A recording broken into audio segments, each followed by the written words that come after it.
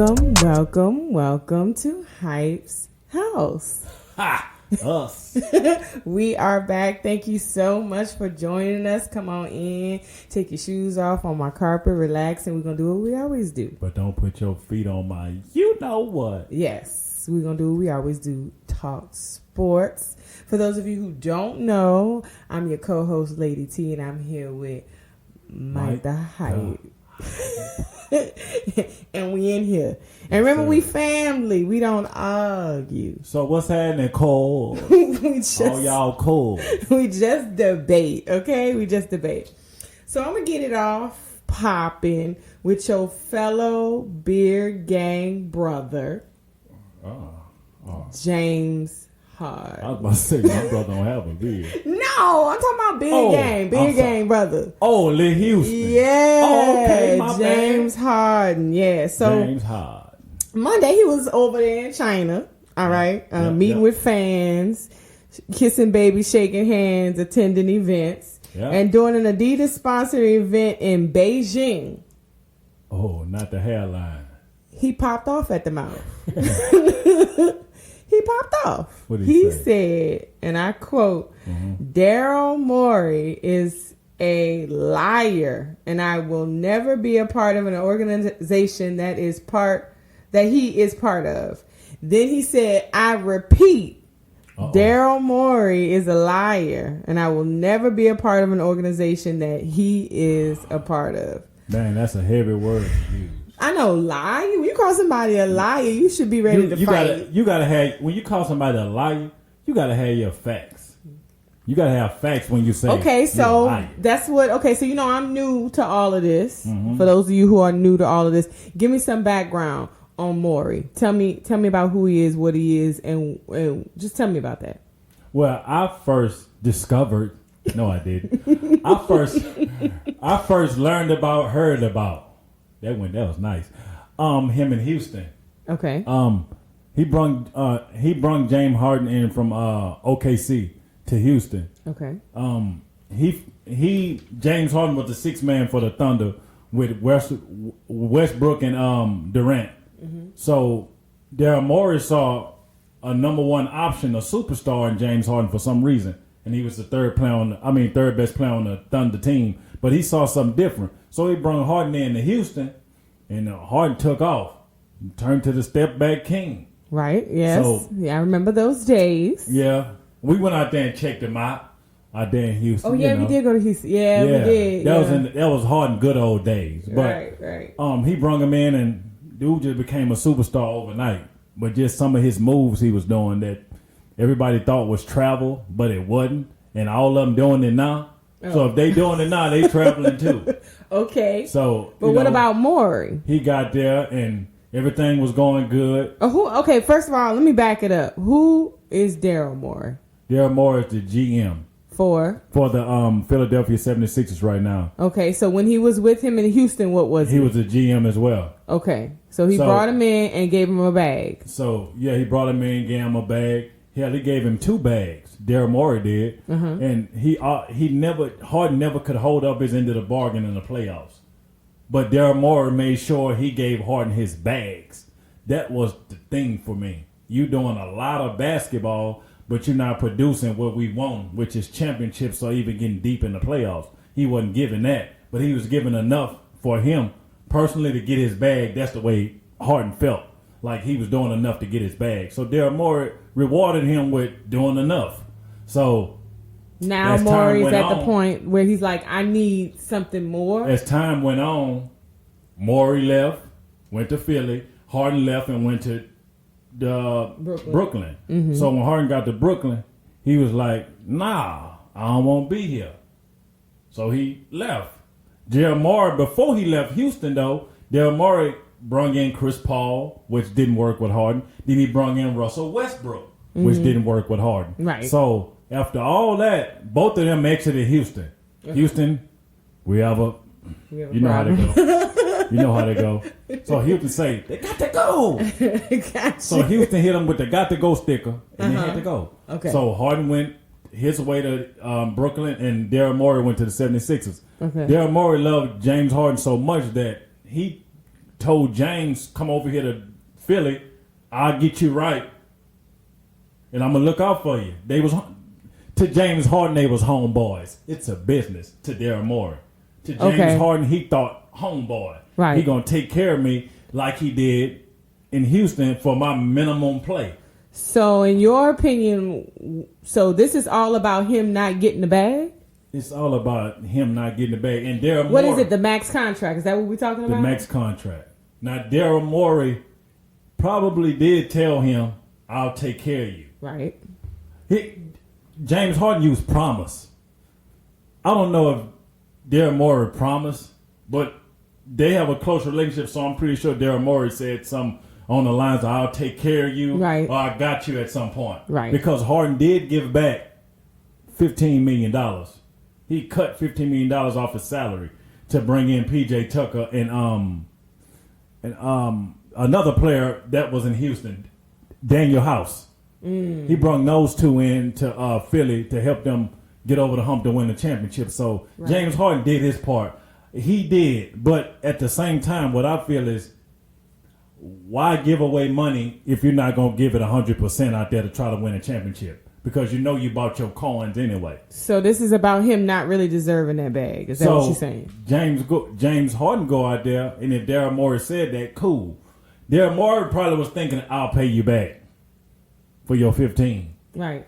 But I don't know if I can give you all this. Oh, because he took a cut. He took a pay cut. So I can give you your 15. I give you a little bit more than what you gave me. But at the same time, you got to hold your end up too. That's the way I feel with Harden. So I think Harden thought he could play minimal and give a little bit of an effort, but still get his money because he gave up that $15 million to bring those players in. But why would you bring players in if you're not going to give 100% with those players coming in?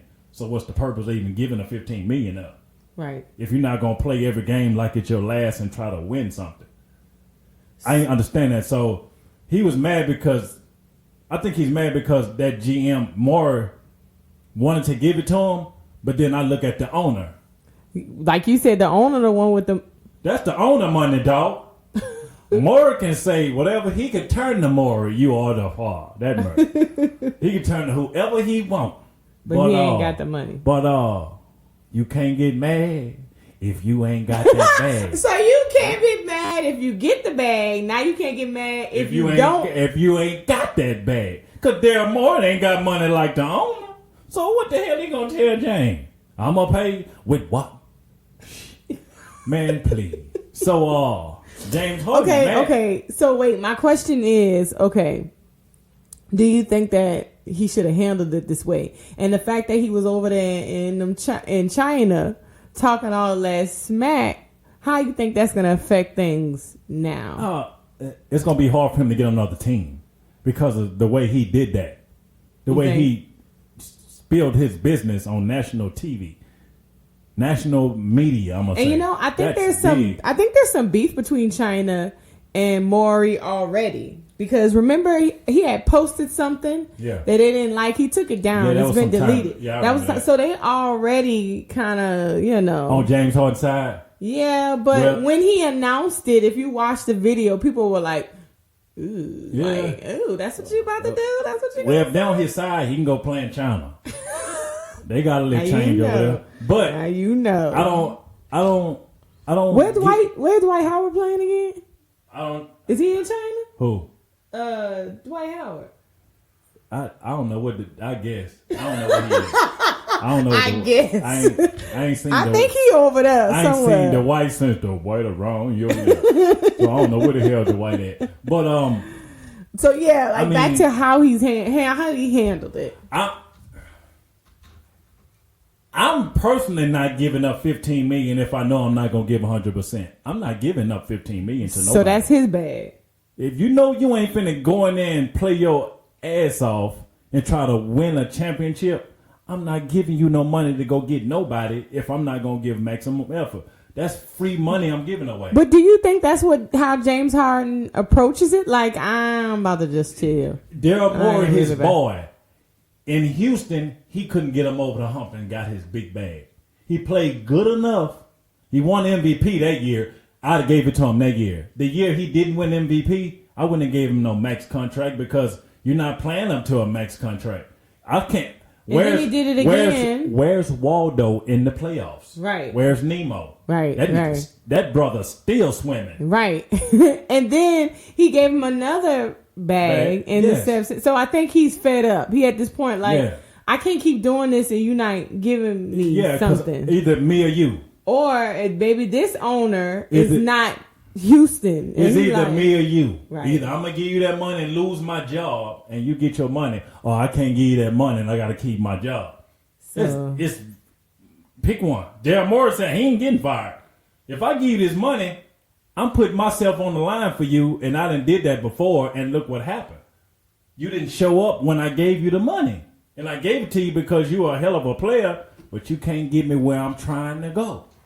Huh? You can put a half a tank of gas and try to go to 6 states, but you won't make it to the first one.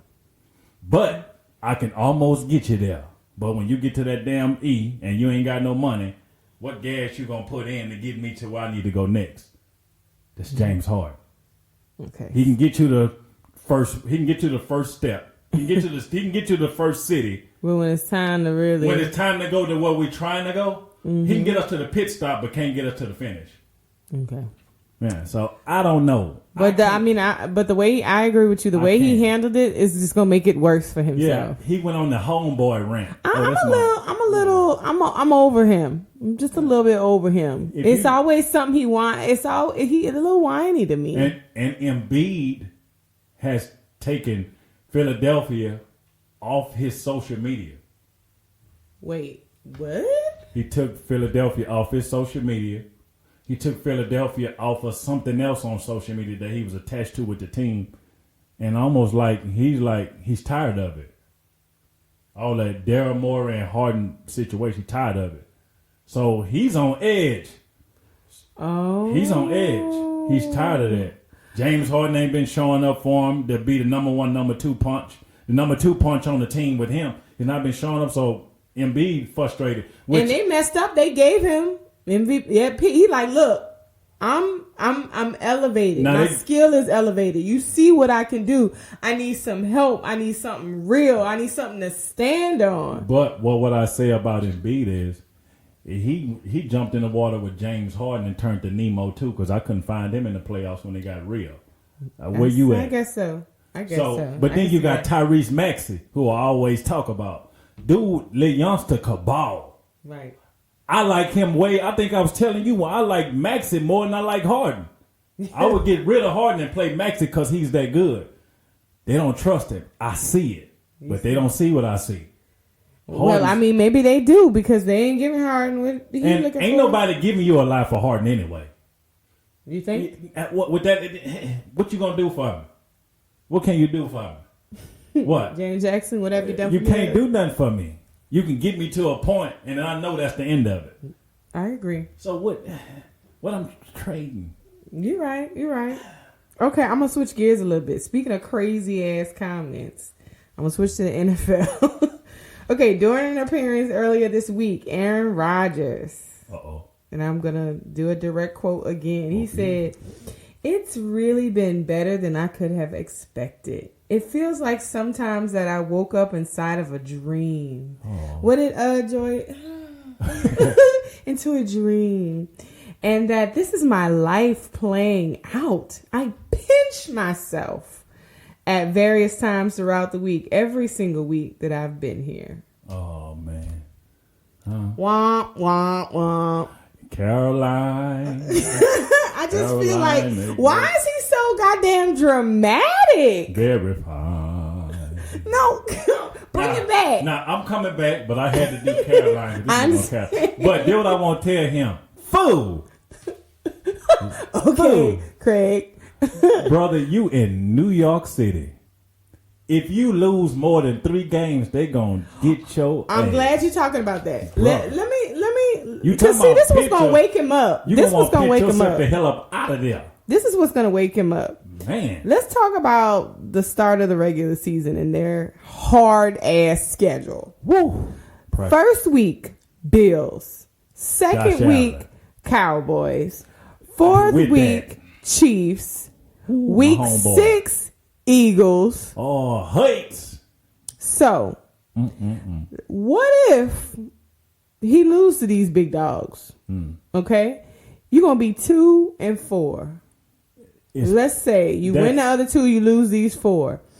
How you think that dream gonna be when you in New York, supposed to be the savior, and you 2-4? And I can't say that game against the Buffalo could be 50-50. I can't say it because I haven't seen the Jets play together yet. Right. So I got. And I'm not saying that those are like definite losses. I'm just saying, what if? But I have to lean toward Buffalo.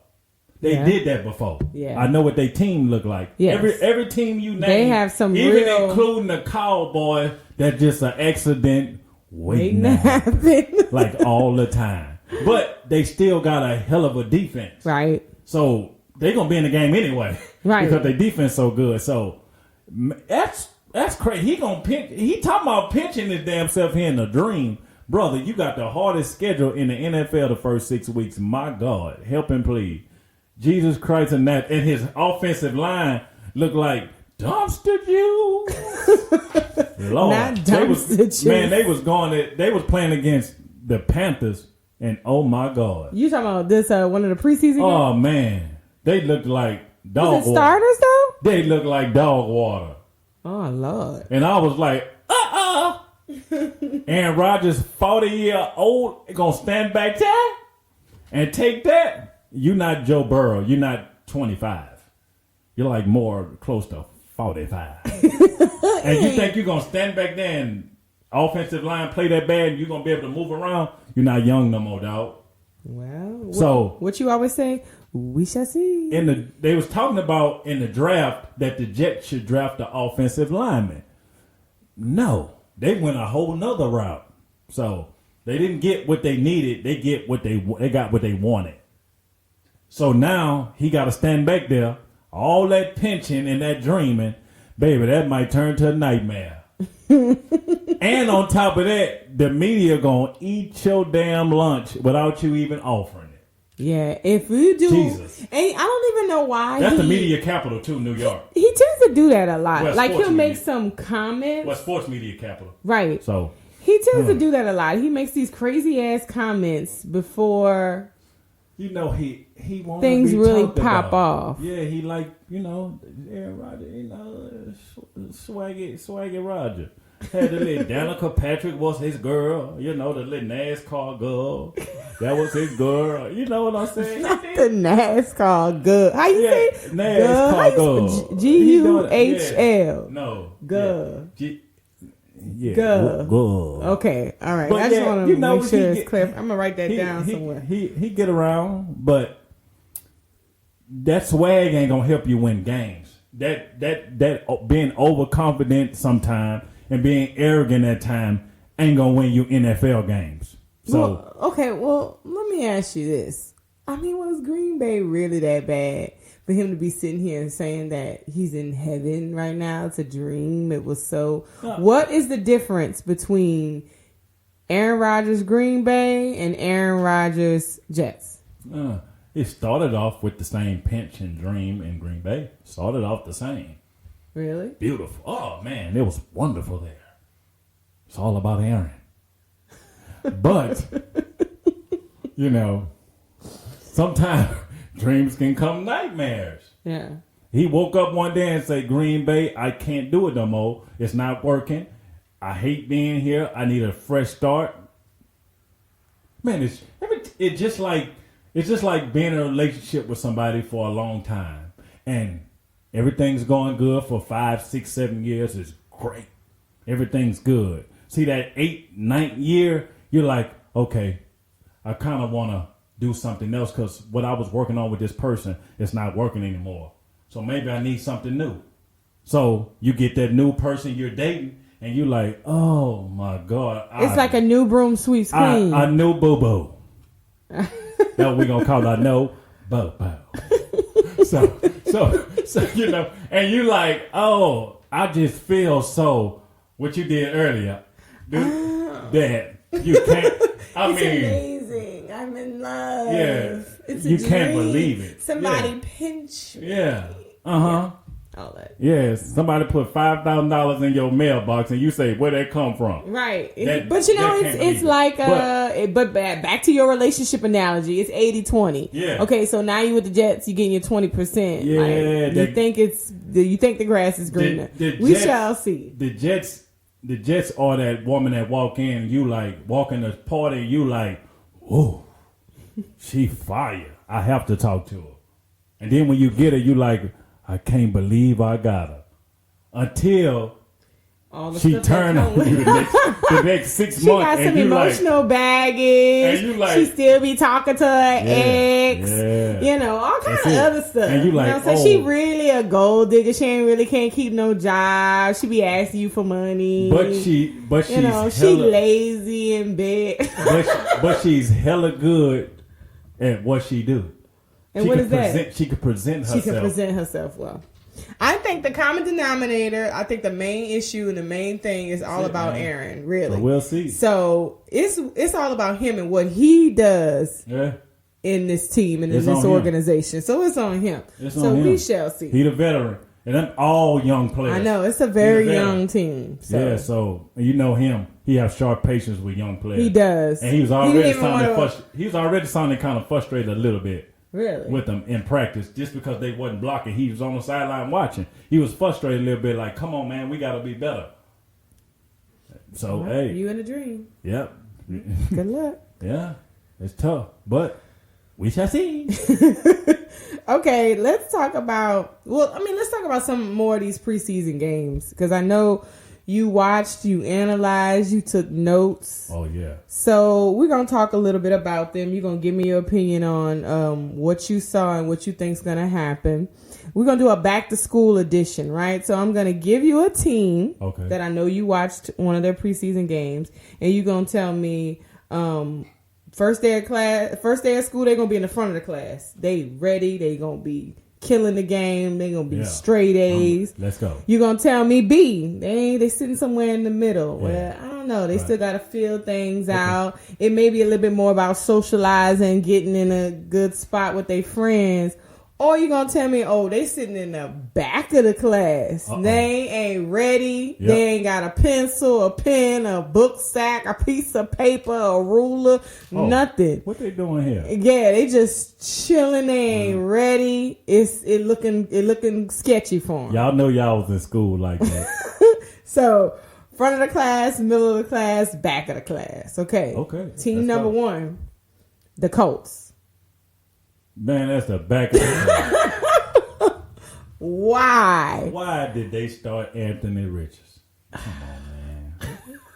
Bro, that's like starting me. The dude played 1 year college, and his numbers were horrible. Bad. Like really bad. He was under 50% passing. Damn. That's bad. Yeah, under 50% the whole year. Now, a lot of teams, a lot of owners and GMs, they're looking for this freak of nature at quarterback for some reason. Now, I'm seeing a lot of very, very athletic players get picked very high. Right. Because they're looking for the next... Jalen Hurts.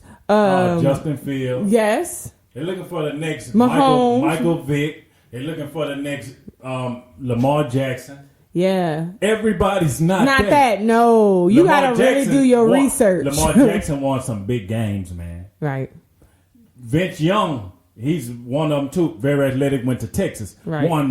He won the championship game. Right. At the end of the game, I watched that game. Very good quarterback. Man, Justin Fields had a very productive, collegiate career at Ohio State. Michael Vick, second to none. Ain't no sense us talking about him. Right. We know what he did. Right. He's like the number 1 player that started all this. Right. Michael Vick. So, but they was on winning teams. Yeah. He didn't put up enough numbers to be a number 4 overall pick. And he had 1 preseason game, and y'all say, he the starter. Come on, dog. How did he do with the 1 preseason game? To them, they were flattered. I wouldn't. He didn't look that good. They were impressed, huh? They were impressed at nothing. It was just something different. But I will say, they do. I don't really want to say it, but I have to say it. Sometimes they use your little bit of talent to put you out there to sell tickets. I always say that. Asses in seats. You have to put a product. That's crazy. I'm using product for human players, but a product on the field to give us some kind of excitement for our fans. And which we know he's not ready to be an NFL quarterback yet. We all know that. Right. And if it goes bad, brother, he going to be going through ups and downs, motions and oceans. Because it ain't going to be right. And his mental's not going to be right. Because you put him out there, pro Anthony Richardson. I'm going to call you Anthony. I ain't going to call you Anthony until you do something. So, Anthony, I'm going to need you to come up and do just enough. Because the faster they put you out there, the quicker they'll take you out. Yeah. I think so. You feel like they setting them up for failure. It just remind me of the Trey Lance thing with the 49ers, man. Well, that was next. 49ers. That's very, very similar. So, and we can transition to that because I can't get Trey Lance a chance. Okay, so 49ers, front of the class, middle of the class, back of the class. We just talking about quarterback position or team overall? I mean, I'm talking about the team and what they look like in the preseason. Team overall. I'm going to just put them in front of the class. Really? Okay. That's an elite team. Yes. The reason why I put the Colts in the back because you're starting somebody that hasn't had a great college career and you put him at the head of the class. But the 49ers, what about? The 49ers got Purdy. Yeah. Is he Purdy or Purdy? I don't know. But I mean, Brock Purdy earned his spot. Right. He did his thing before he got hurt. I was about to say he did. He was the last pick of the draft. I don't want to hear nothing about no. Yeah, we were waiting on him, you know. And when we got to the end, we knew he was new my ass. Yeah, he was Y'all the ain't know a damn thing. Brock Purdy just came up and say, what I always say, I'm going to get mine. Y'all let me in the door and y'all ain't going back out. Right. I respect Brock Purdy, gangster for that. Right. He said, I'm the last pick, but I'm going to play like the first pick. Yeah. Bet that up. James Harden take note. What you always say, drop you. Yeah. Drop your, you know what? Y'all know what I'm talking about. But that boy say he going for his bag, and I respect that. I do too. So I put them at the front of the class easy because they are an elite team. Okay. Well, last but not least, the Saints. You watched their preseason game. Front of the class, middle of the class, back of the class. Right now, I'm going to put them middle of the class. Oh, okay. Middle of the class. Okay. That's real. They would be in the front of their class in our division. I don't think it's close. Really? We're going to wipe everybody. Man, Derek Carr drive a car. That boy even the drive dad a car. Jokes. Derek Carr is driving the car, dog. Yeah. But that's how I ended. But Olave, no joke. Michael Thomas can't hold Mike. He'll know. So he back doing his thing. I didn't get a chance to watch the game. Shaheed. Mm-hmm. Jimmy Graham didn't even came back. Really? Jimmy Graham back on the team. Golden Graham went fishing for about 3 months and said, I got to go play. I'm going back home. So we got Jimmy Graham back. Oh. So we got DeJuan Johnson, the new tight end, but you got Jimmy Graham behind you helping you. He playing, but he's helping you and teach. You destined to be something great because Jimmy Graham in his heyday, how you was going to stop it. Yeah. So I like them. I really liked him, yeah. So we got Jamal Williams. That team's Saints stacked. We stacked out. We look good too. The defense looked elite, and then they played one of the best offenses in the league, which is Kansas City. And Matt Mahomes out there for extended time because of our defense. So I was like, whoa. Yeah, because we went straight down there and scored, right? The offense went straight down and scored. That's Derek Carr driving the car. But how did our defense look? And I knew that was a great pick. I just told you we had Mahomes out there for 3 or 4 times during the first quarter. He couldn't even get a good He couldn't get a good run in or no kind of success that made Andy Reid and himself feel good enough for him to sit down. So he kept coming in to feel good about something. So that told me our defense on point. We ready. Even if Kansas City ain't bring all their trick plays and all their big old playbook. Right. and just went basic. Right. Our defense kept it basic with their basic. I was cool to see that. So I was cool with that. So Okay. we ready. So I can't see nobody in the NFC South doing nothing with the same. So you can take that dirty bird, child, please. That Buccaneer. And you can take that damn boat with them holes at the bottom, leaking water. You can take that Buccaneer boat too. And then that Panther, who ain't biting no damn body in years. You can take that with them too. Man, child, please. And who else we got? I don't know. That's it, huh? Yeah, that's it. Because who that on top? Show you right. But, yeah. Well, we ready. We shall we see. ready. But I say middle of the pack because in the NFC South, they're going to be good. That's front of the class. But when you get to the NFC and it's a whole, I think we're in the middle right there. Yeah. Until we can get over Philadelphia, 49ers, Minnesota, Detroit. Now, I'm actually adding Detroit because they was a hell of a team last year. Right. And they can only get better, so. You watched Detroit's a preseason game for them, huh? Yeah, that was pretty good, too. So how do you feel about them? Play golf for B. He a beast. He ready. That's why I say it's going to be it's going to be tough, man. NFC tough. I think it's going to be a really exciting It's like season. 6 teams in the NFC I can say that's really tough can come out of there. The AFC just a damn bloodbath. That's a whole Halloween movie over there in the AFC. Whole Halloween movie. Yeah, that's scary. If you got the wrong costume on, you're going to be scared like a mother. So they got some gangsters over there, man. Yes. I think, like I said, I think the whole season is just going to be really exciting. Yeah, this is going to be a fun football season. Exciting. I think so, too. Okay. I think so, too. Last but not least, we're going to end and talk a little bit about this Canelo and Charlo Oh, Lord. press conference in L.A. What was it, yesterday? Today. It was today? Today. It was today. Yeah. Tell me about it, because I didn't get to see it, right? And I watched it on YouTube later, and then I was reading comments on Reddit and on YouTube, and people were kind of like not impressed by Charlo.